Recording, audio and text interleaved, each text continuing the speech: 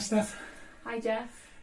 Great to have you with me today, and for everybody else, we're talking today about critical thinking, and we're not talking about the classical way of using critical thinking. There's lots of theory out there, academic theory about what critical thinking is, about how it contributes to decision making and life planning and so on, but we're not talking about that today.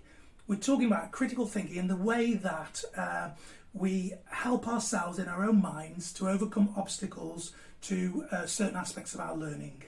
So this is for the Equality, Diversity and Inclusion introductory module, and I'm really pleased that you're with us today. Great to be here, Jeff. Okay, and people won't know your story. Most people won't know who you are, but we will unpack a little bit about that as we go along.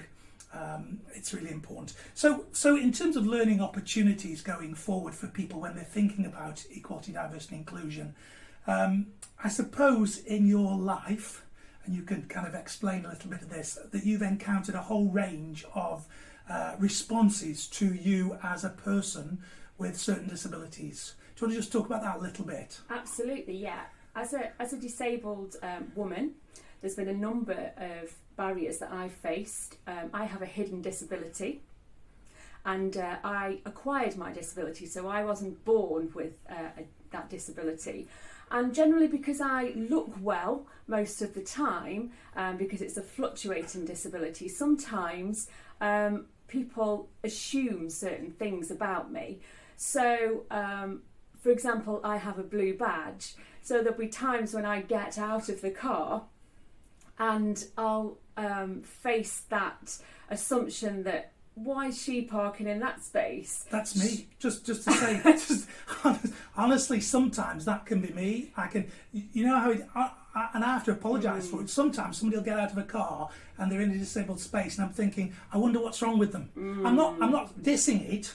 I'm just thinking, I wonder what's wrong with them. I'm asking a basic question. I'm not saying, oh, look at them. So just carry on. That's sometimes me you're speaking about. Yeah, and so that's really difficult, because although on the outside I might look really okay, the chronic pain that I feel or the fatigue that I have means that I do need to park in that space, because I might be okay walking to the store, but coming back, if I've got shopping, although I have to say I have a husband that does generally, well, you know, he does 99% of the tasks for me. So that's a real assumption that I face. And also as a woman, actually, there are things that people assume that you can't do, or that you're not able to do, or that you can't do as well as a male. And certainly that's something that as women we faced in the church, and massive assumptions that have been made. And along the equality and diversity and inclusion agenda, there's a number of protected characteristics that we can talk into and lean into around those assumptions that are being made. And making assumptions is a big barrier to our learning, isn't it? Absolutely. Yeah. And we can immediately switch off, and we can think, actually, I'm not going to listen. I'm not going to. I've you know, as soon as we hear something or we see something, we think, right, that's it. I'm not listening to the rest of what that person's got to say. They come from a particular direction, or they come from a particular field, so I'm not listening to anything they're going to say. That person is that particular race, or they've got a disability, so they're stupid, or they can't talk into that, so I'm not going to listen to that. Or they're a woman, so what are they doing preaching, so I'm not going to listen to that. So they turn off, or they don't listen. And from a critical thinking perspective, you might actually miss something. It's interesting because in preparing for this video, we both watched a short video of someone who was talking about their own disability. In fact, actually, they were talking about deafness from birth, and actually, as a Christian, they were talking as a Christian, and I was listening as a Christian, and I was watching this video, and you watched it too, and I kind of asked you what you thought about this, about how you felt when you were watching it, because it was a really, really top quality video, I have to say. But part way through, the guy said, and God made me deaf for a purpose. And I'm like, whoa, just stop. And immediately I thought, oh, hey up, here we go. This is completely contrary to what I believe. It's like it was a complete discord. Did you feel the same? I found it really uncomfortable, and certainly as a person who advocates for disabled people, to hear someone who had a lived experience of deafness and who was almost celebrating deafness. I mean, I have a hearing impairment, and I find it really difficult for someone to say God made them deaf. It really shocked me, and I found it really uncomfortable, Jeff. I was just like, really? And at that point, my initial reaction was, oh, I want to turn this video off. This isn't where I come from. Does God really make people disabled? And from my perspective, I wanted to say, well, he can use disability, yes. But does he make people disabled? And yeah, I initially wanted to turn the video off. Well, you said initially. Yes. Did you not turn it off? I didn't. Right. I didn't. I didn't turn it off either. It was such a good. He Yes. was such an engaging speaker that I wanted to engage my brain and engage my heart and think, give this guy a chance. Think critically. Think around it. Don't immediately go for the off button. And think about what there might be behind that initial statement. Is there more in what this person has to say? Right, okay. Was there more in what he was having to say? Absolutely, Right. Absolutely. There was a whole discourse around there. There was more about what he got to say. I might not agree Yes. with that particular point, and we can disagree. Well, there is a way to engage with what people have got to say.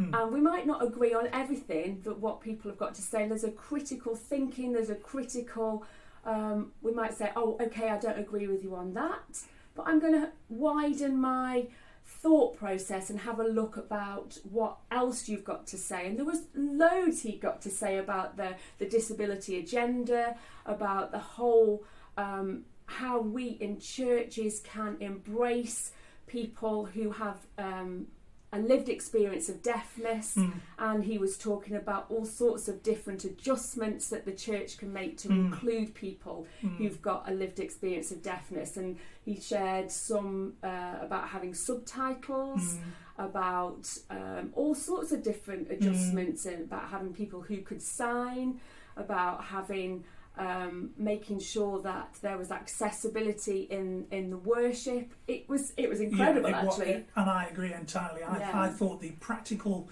things that he came up with, there were so many of them, not just the obvious ones. Yes. I mean, things like using a microphone. If you've got a microphone in front of your face and he's trying to lip read, how actually that's a real problem. And how actually if you can just move the mic down, the person can still see your lips. A big part of what they're doing is lip reading, and so you might have subtitles, but it's also lip reading. And so there's multiple kind of adjustments that can be made, things that we can be mindful of.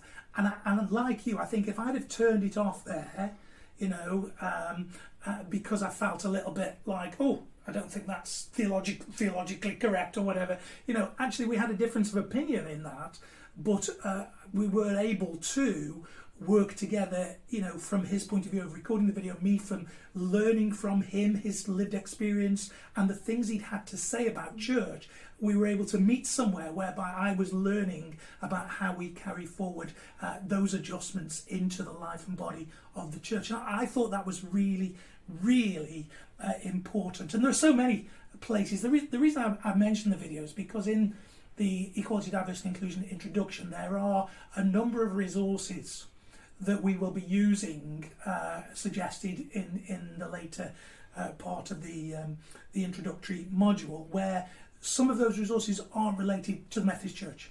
Some of them are from different disciplines of the church, some of them are from different organisations in the church, some of them from different cultures, different backgrounds and so on. And in watching some of those videos or reading some of those texts, something might jar.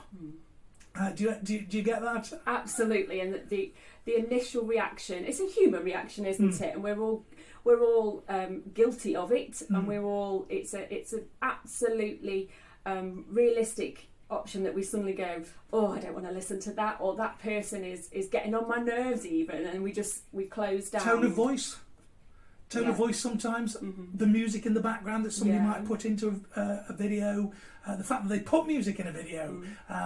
You know, if you're a constant, I've heard people on Radio 4 when they say, oh, I'm sick of people introducing a Radio 4 item by having music in the background there that's kind of, it's quasi part of the what the person's going to say, a kind of lead in, and people say, oh, why do we have to keep having that kind of stuff? But actually, once you get beyond that, then you get the body of the report.